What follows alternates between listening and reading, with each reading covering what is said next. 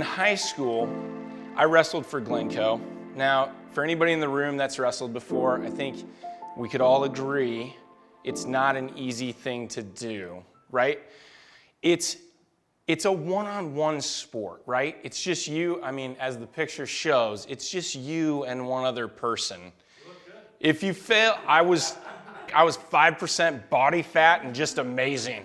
Amazing. I haven't been there in decades. So anyways, moving on. But we used to do this weird thing when we were kids, right? And I can't really explain it. But it was just kind of it was a game we all kind of played with each other, except for where normally you play games and, everybody wins. It was like cooperative games. This is one where the person who is the target of the game does not win, okay? We'd have these tournaments, right? And so, Saturday, Sunday tournaments, we'd go to these things. Hillsborough High School held this Research Tournament of Champions. Now, traditionally, many tournaments would just occur within your league, right? We were in the Metro League, which dates me. For any of you know, Metro League hasn't existed for a long time. But in those tournaments, no big deal. You just kind of knew everybody, right? You knew who your competition was, and you knew how good they were because you'd already wrestled them maybe once that year, maybe twice. So no big deal, right? But you get into these bigger tournaments, right? State especially, immediately the moment you're at state, right? You've got a bunch of guys that you didn't wrestle all year long. And some of them were good enough that the Oregonian, back when we had paper newspapers, would come out every Sunday and show who was ranked what in each weight class, right? And so you would see that, so-and-so from Forest Grove was ranked number 2 in state. Now, that doesn't mean anything. It's just their current situation, right? It's how good they've been, how many matches they've won, how they've won them, okay? But we played this game where in these tournaments, as each of us would progress through the tournament, we would start to look ahead for our teammate to see who they were wrestling next. Because, of course, we wanted to build them up.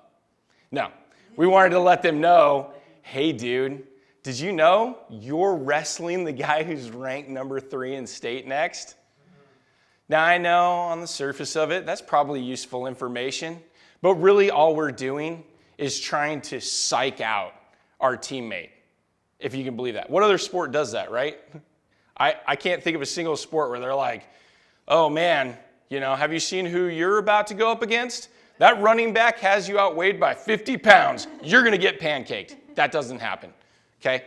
Also, again, team sports, if things go poorly for you, like the running back is outweighing you by 50 pounds, the good news is you're surrounded by linebackers who probably weigh the same and they're going to have your back. Wrestling doesn't work that way at all. Individual sport. It's just you, and then we find out how good you are. And I know that in my time, all that really did was create a lot of doubt, right? It wasn't a big deal. 3 in state, I got this. It didn't create this confidence. What it created was this general idea that, oh man, that match is in a half an hour. And then you'd sweat it the whole time. Like, how good is this guy really going to be? Can I even hold my own? Should I even go out there? Should I just try not to get pinned, right? I don't care if I lose 15-0. Just don't get pinned, right? I don't need pictures of me in the Oregonian next week, flat on my back, just crushed underneath this guy. By the way, that's happened to me before. You can probably go back and find those pictures. Please don't. Please just don't. I like you all. Let's keep our relationship there.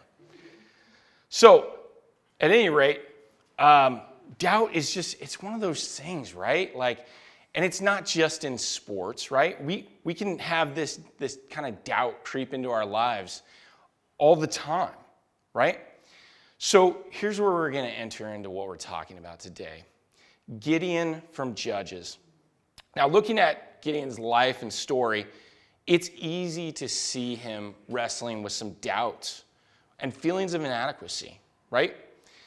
He could have stayed in those feelings of self-doubt, but God doesn't leave him there to struggle alone.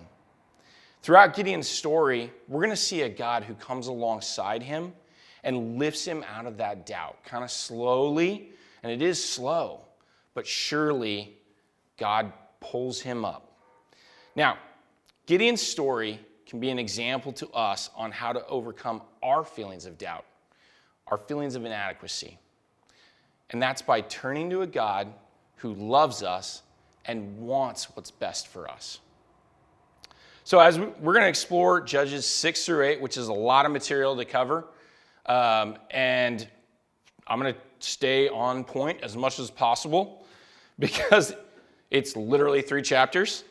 We're going to talk about his doubt and his fear, but we're also going to talk about his journey out of that fear and into confidence in the Lord.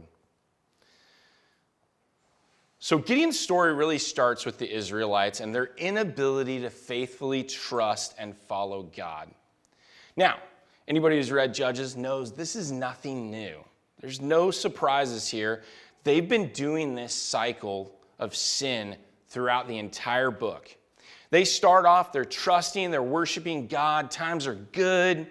Then they start turning slowly from God to worship these false gods, and times start to get rough. The people get oppressed by another group. And then all of a sudden, they cry out to God for their salvation, right? This should all sound familiar. God hears them, hears their cries, has mercy, and sends a judge. The people are saved by the judge, and let's just walk that back. The people are saved by God through his workings through the judge. They repent, they follow God, rinse and repeat the cycle. Now, when this story begins in Gideon's time, right, I love this photo, right? The Midianites are the current oppressors of the day. Now, they're these camel-riding marauders from the tribe of Midian. In case you don't know, Midian was the son of Abraham and his second wife, Keturah, and they'd been in conflict with the Israelites since the Exodus from Egypt. So this is not a new conflict. In fact, Israel had almost wiped them out during the 40 years in the desert, but for whatever reason, they had chosen to spare the girls in the tribe of Midian.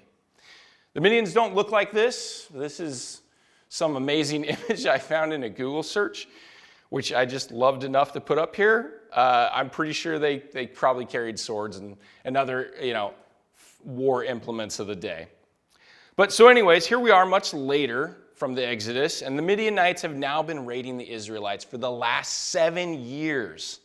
And the Israelites are so scared of them that they've taken to sleeping in dens, caves, and strongholds to avoid just being caught out in the open, right? The tribe of Midian has grown so large that in Judges 6:5, it compares them to locusts and say they and their camels could not be counted. When the Midianites showed up, they literally would take everything and leave nothing for the people of Israel. Now, that sounds awful, okay? And if that was my situation, I think I would probably be like, yeah, no, we need help. We definitely need help. This can't continue, right? 7 years of this can't continue. So the Israelites come to their senses and they cry out to the Lord. And God hears them and immediately comes to their rescue. No, I'm just kidding. That's not the story at all. He sends a prophet, and we see it in verse 8. And he said to them, "Thus says the Lord, the God of Israel, I led you up from Egypt and brought you out of the house of slavery. And I delivered you from the hand of the Egyptians and from the hand of all who oppressed you, and drove them out before you and gave you their land. And I said to you, I am the Lord your God. You shall not fear the God of the Amorites in whose land you dwell. But you have not obeyed my voice." Now, despite this recrimination from God, which calls them out in their sin, he's still already putting into motion a plan for their salvation in the form of Gideon. Now, it's probably easy when we think of Judges to remember one of the most famous of them. This is not Gideon. This is Samson. And for those of you that hated this movie, I apologize ahead of time. This was the best image I could find. Samson was, as the kids would say, an absolute beast. I always actually thought, I was surprised this guy got the role because this always seemed like a Dwayne "The Rock" Johnson kind of role, you know? Like just guy with, a neck the size of both of my legs, literally both of my legs. Although I think we all know that hair is kind of an important part of Samson's, story. So obviously, it explains why The Rock didn't get the opportunity here. But so anyways, here we are imagining this mountain of a man, right? Just nothing but muscles just for miles. Just real warrior, virtually invincible, afraid of nothing. But this really couldn't be farther from the truth when it comes to Gideon. See, Gideon was no warrior. He's a farmer. And in fact, he was pretty deathly afraid of the Midianites. And when we find him in this story in Judges 6, he's so afraid of the Midianites that he's actually in a wine press beating out wheat. Now, for those of you that don't know, and I didn't really know, I'm like, well, why not? I mean, wine press does kind of suggest that we would be pressing wine in it, right? But what's the problem with beating wheat out in a wine press, right? Like, that shouldn't be a big deal. Well, as it turns out, it does kind of matter. It makes the job significantly harder. And normally, wheat would be beat out on a hill where the wind could blow the chaff away, basically doing a lot of the work for you, right? But Gideon is so afraid of the Midianites spotting him and immediately descending and taking everything that he is now hiding inside of a wine press, basically below ground, so they can't see what he's doing and come flying in and take his hard-earned wheat. And it's during this moment when an angel of the Lord appears to him. Now get this, the angel greets him with, "The Lord is with you, O mighty man of valor." What an introduction, right? I mean, I've heard the word valor before, okay, but I've never bothered to look it up for a definition, right? It just sounded like something cool. I think there was a movie a long time ago, like Men of Valor or something. I watched it. It was a military movie. Seemed really cool, and I just kind of took my definition from there. But let's hear what the dictionary defines it as. It defines it as great courage in the face of danger, especially in battle. Now, I'm not going to leave you there. Let's go to the Hebrew word, which is honestly just as amazing. And it's pronounced kayil. Not only does it mean mighty, but it also means efficient, able. God is telling Gideon that he considers him to be this mighty, efficient, and also able person, right? Now, what? I mean, hold on, back up a second here. I'm pretty sure when we find Gideon, he's doing something that I might classify as kind of weak, maybe even a little bit cowardly. I mean, he's doing what might be one of the least mighty or courageous things around, right? He's hiding in a wine press. It doesn't seem mighty to me, and it certainly couldn't have been efficient, right? Because he had to separate all the chaff from the wheat himself instead of letting the wind do it. However, thankfully, even though we only see these things, God sees so much more. God sees Gideon's heart and knows that here is a man who is not only mighty, but efficient, and we're going to see a little bit more about that further down in the story, about how efficient Gideon is. Now, Gideon is able to follow God and put him first, which is exactly what the Israelites need. But it takes a minute to get there, right?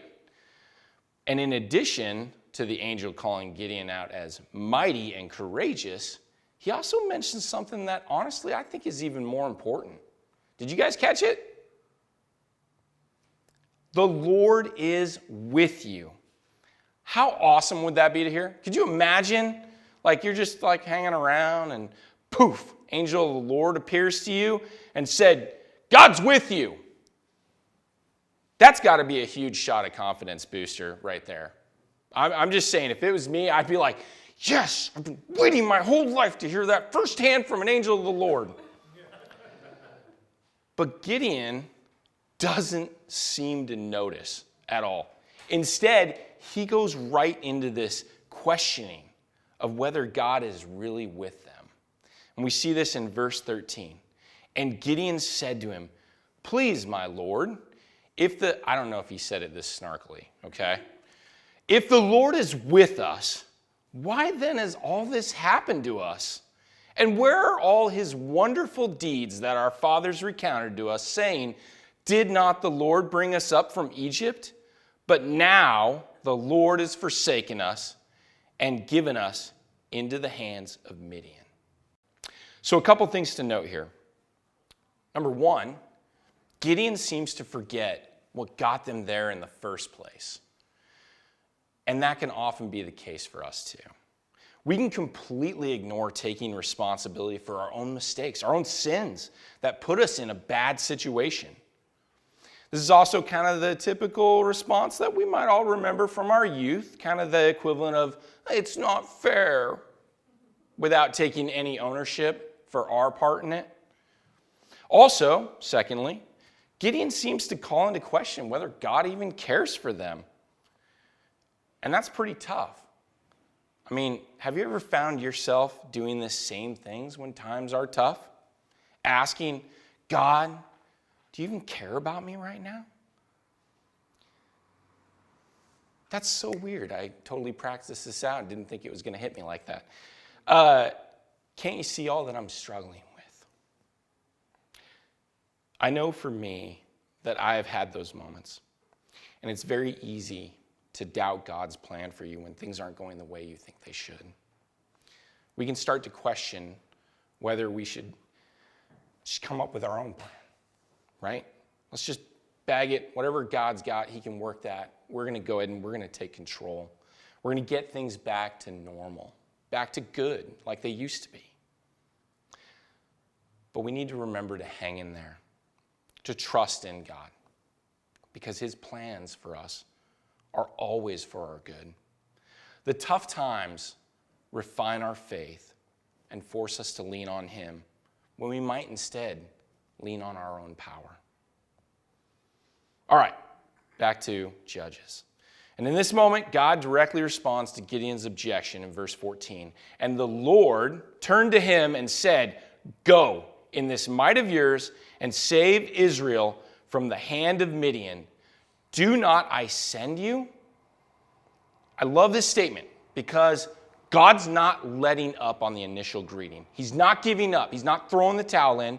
He says, go in this might of yours and save Israel. Do not I send you? Now, who can ignore that? God directly calls him mighty and courageous and tells him to save Israel because he is with him.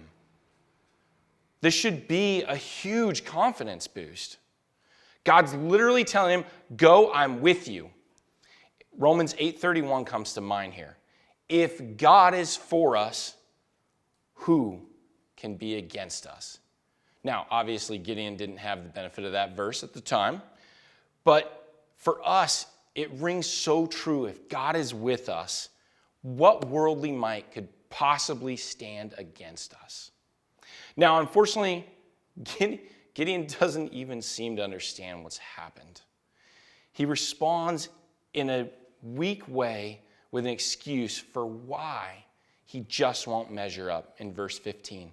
And it says, and he said to him, please, Lord, how can I save Israel? Behold, my clan is the weakest in Manasseh, and I am the least in my father's house. Now, God doesn't leave it there. And the Lord said to him, "But I will be with you, and you shall strike the Midianites as one man." And he said to him being Gideon, speaking to God, "If now I have found favor in your eyes, then show me a sign that it is you who speak with me. Please do not depart from here until I come to you and bring out my present and set it before you." And he said, "I will stay till you return." Now God again reminds Gideon of who has his back. Gideon tries one last time by testing whether God is really for him. Really, whether it's even God speaking to him. Now, let's take a moment to recognize a couple things. Gideon's not alone in trying to avoid this responsibility that God's given him. In fact, we see it in Exodus 3:11 through 4:16, which is a ton of verses. We're not going to go through all of those, but this is Moses' exchange with God at the burning bush. And this is what Exodus 3:11 through 12 says. "But Moses said to God, 'Who am I that I should go to Pharaoh and bring the children of Israel out of Egypt?' And he said, 'But I will be with you.'" Sound familiar? "And this shall be the sign for you that I have sent you. When you have brought the people out of Egypt, you shall serve God on this mountain." Moses isn't done. Like I said, we go all the way through chapter 4. "But Moses said to the Lord, 'O my Lord, I am not eloquent, either in the past or since you have spoken to your servant, but I am slow of speech and of tongue.'" I want to pause right there. First off, who's slow of speech and tongue and knows the word eloquent? Moving on. "Then the Lord said to him, 'Who has made man's mouth? Who makes him mute or deaf or seeing or blind? Is it not I, the Lord? Now therefore go, and I will be with your mouth and teach you what you shall speak.'" Here's Moses again. "O my Lord, please send someone else." Then the anger of the Lord was kindled against Moses, and he said, "Is there not Aaron your brother, the Levite? I know that he can speak well. Behold, he's coming out to meet you, and when he sees you, he will be glad in his heart. You shall speak to him and put the words in his mouth, and I will be with your mouth and with his mouth, and will teach you both what to do.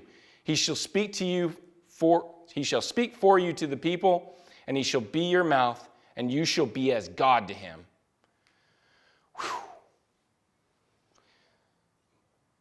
He's really testing God here. Sort of I don't really believe you, but maybe you could do something to prove it. Now, Jesus famously quotes Deuteronomy 6:16 and Matthew 4:7 when he replies to the devil in the wilderness, "Again, it is written, you shall not put the Lord your God to the test." So the question to ask here is, why is God allowing this testing from Gideon? So again, it comes back to seeing the heart here. God sees Gideon's heart. And so he's allowing this rather than the stern rebuke that Moses gets. He's being patient with him, just as he's still patient with us. So Gideon goes to prepare a young goat and unleavened cakes to bring to him. And this is where God performs a miracle. And Gideon, likely for the first time, realizes exactly who he's speaking to.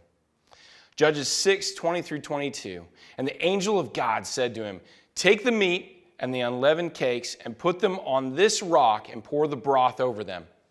And he did so. Then the angel of the Lord reached out the tip of the staff that was in his hand and touched the meat and the unleavened cakes, and fire sprang up from the rock and consumed the meat and the unleavened cakes. And the angel of the Lord vanished from his sight. Then Gideon perceived that he was the angel of the Lord, and Gideon said, 'Alas, O Lord God, for now I have seen the angel of the Lord face to face.'" God immediately in this moment moves to activate Gideon's faith. he calls him to go pull down the altar of Baal and cut down the Asherah pole that Gideon's father has. He's to replace these with an altar to the Lord and make a sacrifice of a 7-year-old bull. Now, at this point, Gideon has seen a miracle. He knows who he was talking to. He knows it this time. You would think he's seen enough. He's going right now. I'm going to get there. I'm cutting that thing down. I'll chop it down with an axe, a sword, chew through it with my teeth like a beaver if I have to. This thing's coming down, right? The altar of Baal, which is likely a bunch of stones, no big deal. We'll just, lean into it, right? It's going down. But spoiler alert, he doesn't. See, he knows that if he does this in broad daylight and everyone sees him, they're likely going to beat him to within an inch of his life, or maybe even kill him. So instead, under the cover of darkness, he sneaks out, not by himself, but with 10 of his servants to go do it. Now, thankfully, this whole thing ends well, even though the men of the town discover, it was Gideon.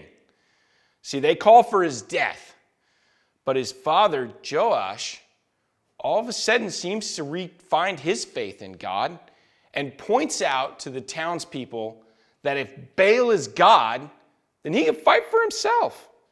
And this earns Gideon the nickname Jerubbaal, which means, let Baal contend. Now, let's note a few things in the aftermath of this moment for Gideon, though. He's now seen 4 signs from God.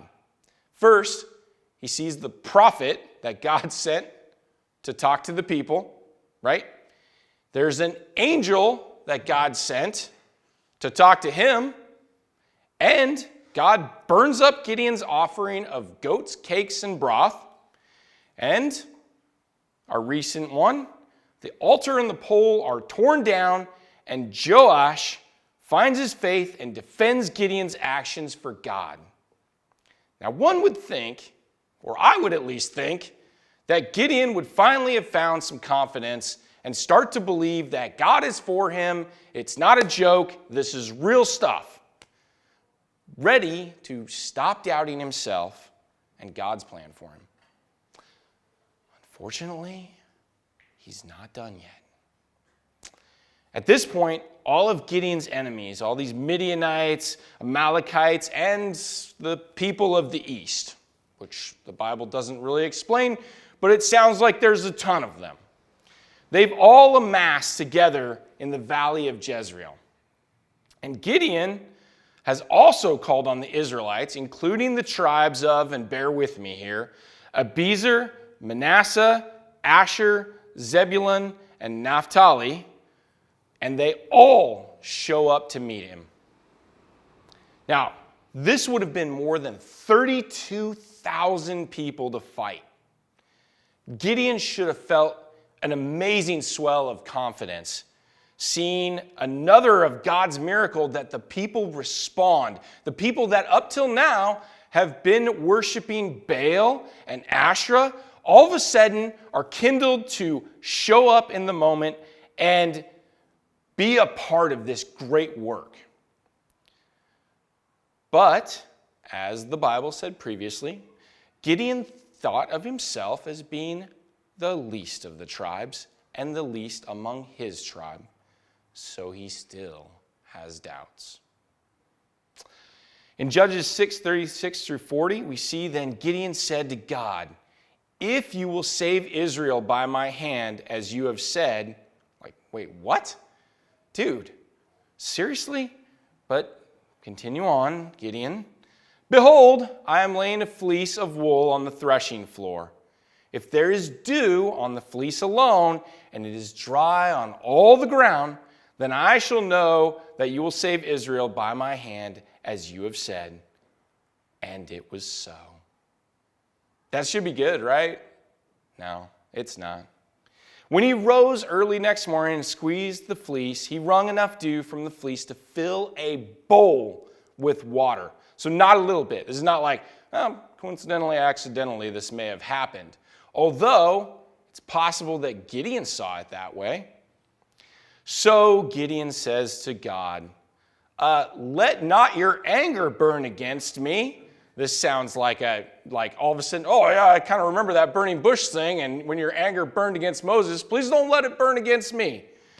But please let me test just once more with the fleece. Just one more time. Let's just do it one more time. This time, please let it be dry on the fleece only, and on all the ground let there be dew. And God did so that night, and it was dry on the fleece only, and on all the ground there was dew. Gideon tests God 2 more times here, and God patiently responds. Now, these combined with the others certainly should be enough. Now, I know I've said this like 4 times now, okay? And it really should be, because in my mind, I'm feeling like these are some miracles, okay? How many miracles does one person need to see to have their confidence ignited?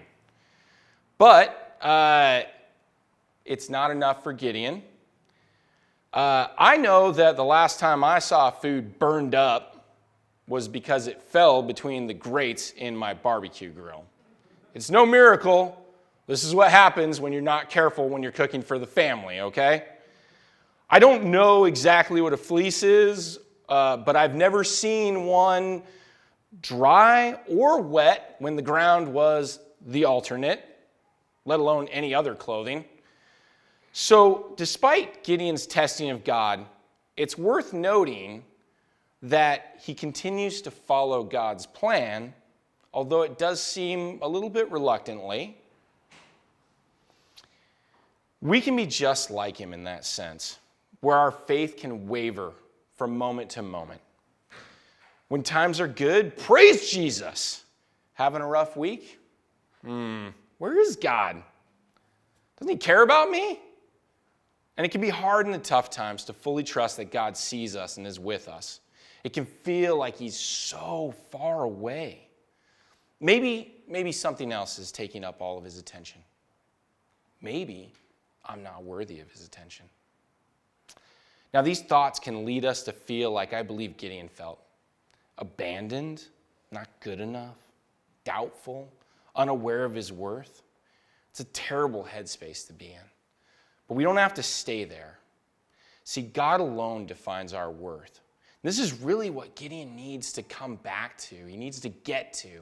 He needs to understand that God's love for us is immeasurable. We can see this in 1 John 3:1. See what kind of love the Father has given to us, that we should be called children of God. And so we are. See, God gave us his most precious gift in Jesus. And it is the ultimate evidence of his patience, of his love, his mercy, and his grace. That we, through our acceptance of Jesus as Lord and Savior, receive the inheritance to be called children of God, his children. Now, throughout this story, God is developing Gideon's faith by allowing the testing, but also through his commands that Gideon do certain things like tearing down the altar of Baal, cutting down the Asherah pole, raising this army. And now, Gideon's faith journey is going to really accelerate. He has an army of 32,000 people. Or does he? See, we see God speak to Gideon in Judges 7, verse 2. And here, God is telling Gideon, there are too many, and we need to whittle down this number. And it's not just God making things up on a whim. See, he knows the hearts of the Israelites, right? We do too, because we've seen it time and again through Judges, right? He knows that if they are victorious here with 32,000, they may decide that this is something they did of their own power. They saved themselves. God has Gideon tell the people that anyone who is fearful or trembling can return home. That's probably not a big deal. I mean, they showed up, right? 32,000, maybe 500. No. 22,000 people leave. Gideon is left with 10,000 soldiers. Okay, all right. Sounds like a well-sized army for the task at hand. I mean, honestly, these are probably the hardcore fighters, right? They're not scared. And I don't know about you, but if I was Gideon, I'm probably thrilled at God's idea. Let's absolutely get rid of the weak and scared people. They're not fit to fight and could wind up being a liability. Now that we've got 10,000 strong fighters, people who aren't afraid, let's get going, okay? Except God's not done there. 10,000? No. And in Judges 7:4, and the Lord said to Gideon, the people are still too many. Take them down to the water, and I'll test them for you there. And any one of whom I say to you, this one shall go with you, shall go with you. And any one of whom I say to you, this one shall not go, shall not go. So Gideon brings them down to the water, and there God gives instructions about who stays and who goes. Everyone who brings their hands to their mouths and laps the water stays. Goodbye to the rest. Kind of makes some sense to me when I think about it, right? We've now weeded out even more people who may not be serious warriors, right? After all, if they're dropping their heads down, eyes down to the water to drink, how are they going to keep watch for themselves, let alone me? I don't want to be next to somebody who's like, I just took an arrow because this guy wasn't paying attention. So finally, we have the elite warriors left. These guys must be the Navy SEALs or the Army Rangers of the Israelites, right? The mighty 300. Kind of just like in that movie about the mythical Spartans' battle at Thermopylae. Just these huge rippling muscles, big beards, angry faces, right? These are the professionals you want when going into battle with a massive army of marauders that have terrorized your life for 7 years. Let's get them machine guns, hand grenades, and bazookas, and unleash their fury. Who's with me? So, as awesome as that sounds, God had other plans for these 300. So that night, Gideon's got his 300, and God tells Gideon to go down to the camp and take it. He's given it over to him. However, God also says, and this is where God sees Gideon's heart and how full of doubt it still is. In verse 10 and 11, he says, but if you're afraid to go down to the camp with Purah, your servant, and you shall hear what they say, and afterward your hands shall be strengthened to go down against the camp. See, Gideon still isn't there yet. He's so close. He's done what was asked of him after his initial attempts to avoid it with words about his inadequacies, as if God didn't know everything about him and what he's capable of. Instead of storming the camp that God has given to him, Gideon takes Purah, and they head down to the camp only to discover a man telling about a dream he had had. The dream was a sign for Gideon confirming what God had already told him. And when Gideon hears it, and Purah confirms, this is a dream about you, Gideon, he worships God. Finally, he believes. We can kind of be the same way. I heard a joke once. It is a joke, but I think it could also be a story, like a cautionary tale. So once there was a guy, he's stuck on his roof, and water is rising all around his house. And he prays to God, oh God, please come save me. Now, after a while, a couple in a raft, they come floating along, and they're like, hey man, we have space. Why don't you join us? The water's getting higher. And he's like, nope, it's all good. God is going to save me. Okay, man, Suit yourself. Off they go. A little while later, a boat comes through, and they're like, hey, you need a ride? You're running out of acreage up there. And he's like, no, I'm holding out for God to save me. Away they go.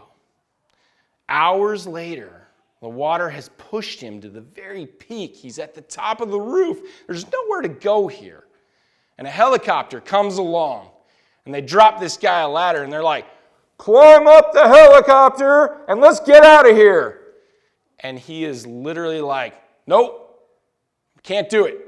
God's going to save me. God's got this. So off they go. Now, a while later, the water comes over the peak of the roof, surprise, surprise, and the man drowns. I know, I said it was a joke. So far, it's not that funny, but bear with me. So he enters the kingdom of heaven, and he meets God, and he asks God, Lord, I prayed to you to save me, but you didn't. What gives? I don't understand it. And God replies, my child, I sent you a raft. I sent you a boat. I even sent you a helicopter. What more do you want from me? We can hear God's exasperation kind of in this moment, right? Look at all these things I did for you. How could you miss them? How easy it is in our doubts to ignore the things that God sets before us, to miss the calling or come up with the excuses as to why that raft's not for you, why that boat's not for you, why the helicopter isn't your get-out-of-jail-free card. But Gideon seems to finally get it. Hallelujah, amen. This has been a long ride. He goes back to his camp and he divides the 300 into 3 companies armed with trumpets and jars with torches inside. Said they were the Navy SEALs and Army Rangers of the Israelites. These are definitely not the kind of weaponry that I would have had in mind if I was attacking an army encampment of 120,000 people. Gideon gives them instructions to blow their trumpets on every side of the camp when he blows his. Now, following this, they would shout, for the Lord and for Gideon. For Gideon, who has finally found his confidence in God. And with these instructions, they assembled near the outskirts of the camp and put the plan into action. Immediately, confusion and disarray breaks out in the Midian camp as the Lord sets every man upon each other. Then they fled. I love this, right? Like, this is the epitome of, I have given the camp to you. You don't even have to do anything. You just need to show up and yell at them, and they'll start killing each other. Right? So far, so good. At this point, this is a great story about a guy who had doubts, but the Lord helped him overcome them and grow his faith. Now, we're not done yet. You see, Gideon's faith has grown so much that he's leading literally 300 men with no weapons in pursuit of what is still a very large army of about 15,000 people, so that he could kill the kings of the Midianites, Zebah and Zalmunna. And eventually, he runs them down and beheads them. Gruesome end, but it's what was supposed to happen here, right? Gideon's faith and trust in God had grown to where he was willing to initially take on an encampment of 120,000 soldiers with only 300. And let's not forget, a long time ago, I know it feels like just 5 minutes ago, God called Gideon a mighty man of valor. Efficient and able, boy, do we see that now. 300 versus 120,000, and then 300 versus 15,000. But before Gideon's story ends, we actually see the culmination of his faith journey here. And this is what happens in Judges 8:22 through 23. The men of Israel said to Gideon, rule over us, you and your son and your grandson also, for you have saved us from the hand of Midian." Now, I love Gideon's response here. This is the peak of his faith. Gideon said to them, "I will not rule over you, and my son will not rule over you. The Lord will rule over you." After this, Israel enjoys peace for 40 years under Gideon. Now, what's the point of this story? Why was it written down in so much detail? There's so many other stories of Judges that are just like blip, blip, blip. But this one, so much detail here. And it's a reminder to us to trust in the Lord, to have confidence. When he calls us to his purpose, we know that it will be successful to his glory.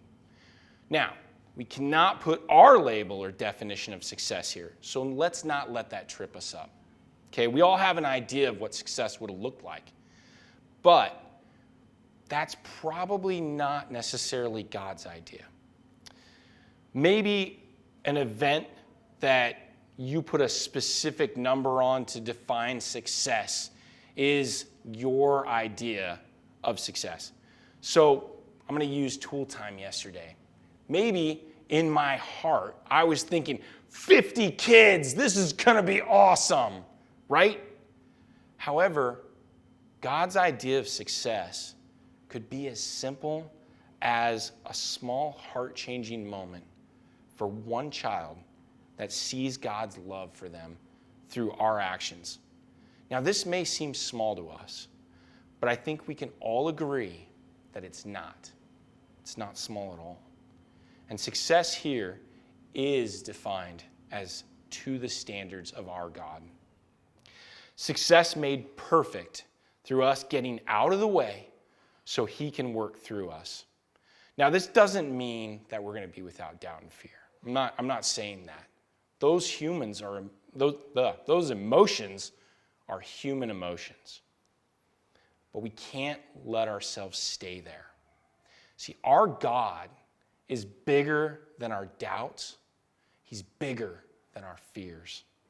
He is the God of the impossible. Think about it. Whatever you think cannot be done, God can do it. As we come to our time of Easter, remember that God has a plan for all of us, for our good, to save us. And this plan was completed in Jesus' sacrifice on the cross. Our God is worthy of our faith and trust. Let's not diminish his powers with our doubts and fears. Instead, in our weakness, we need to lean into him even more. As we come to trust him fully, both in the good and the bad, the hills and the valleys, we will develop that deep confidence, that contentment that Paul speaks about in Philippians 4, verse 11, when he says he has learned in whatever situation he is in how to be content. Paul explains it succinctly in verse 13 when he says, "I can do all things through him who strengthens me." And this should be our goal, that in whatever situation life provides, we can have confidence in the one who gives us strength.